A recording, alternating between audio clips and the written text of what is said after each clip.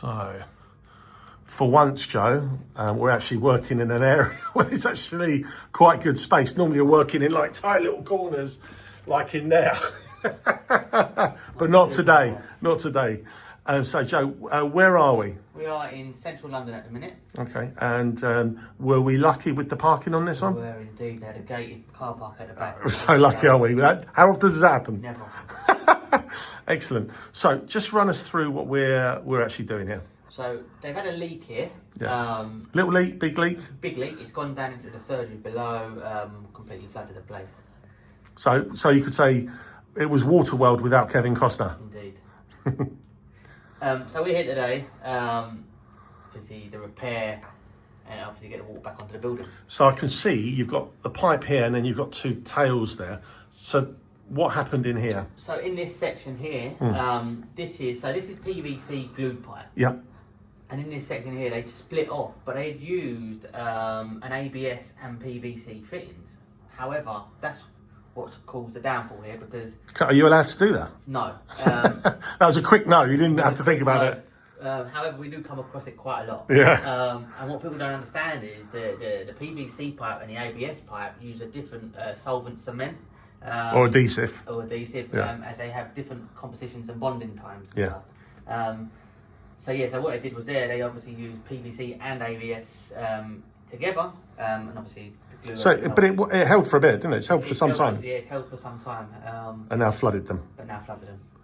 Crazy. So what solutions have we got? So two solutions. We can rejoin the PVC pipe using the PVC pipe and the glue.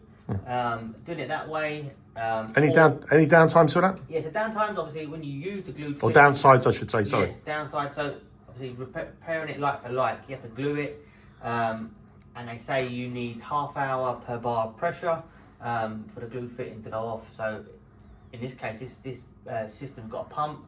There's anywhere between 7.5 to 10 bar of pressure from that pump. So you then obviously got a long period of time for it to go off and cure. So that's 30 minutes per bar. So that comes from the manufacturers and recommendations.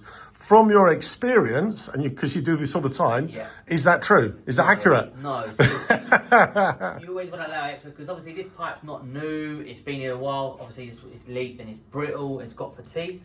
So you want to leave at least an hour per bar of pressure. Perfect.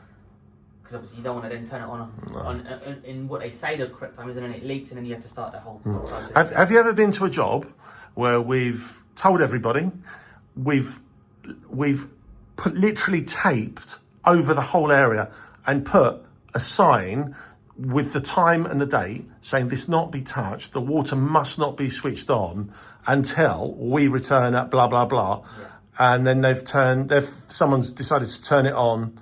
Has that ever happened? All the time. People just can't wait. Obviously, they see you sitting here fixing it. They think, oh, great, the water's going to be back on. You go away. They turn it on, thinking it's done. Yeah. And it isn't. And then we've got to do it all over again. And start all over again. And does that cost them more money? Double the price. Yeah, of course. I know. But they don't see that. They don't see that. Fine. So that's one solution, replacing it in like-for-like pipe. And then the other solution? So solution B, so again, you can use mechanical fittings, i.e. compression fittings, and we can make this together. So again, there's no curing time of that. We can cut this section of pipe out, put the compression mechanical fittings in, and redo all this section, tighten everything up and test it. And get the water back on. Get the water back on. Okay, brilliant. And in this case, they've opted for the latter option. So, Joe, start working. And I'll make the tea. Brilliant. Cheers.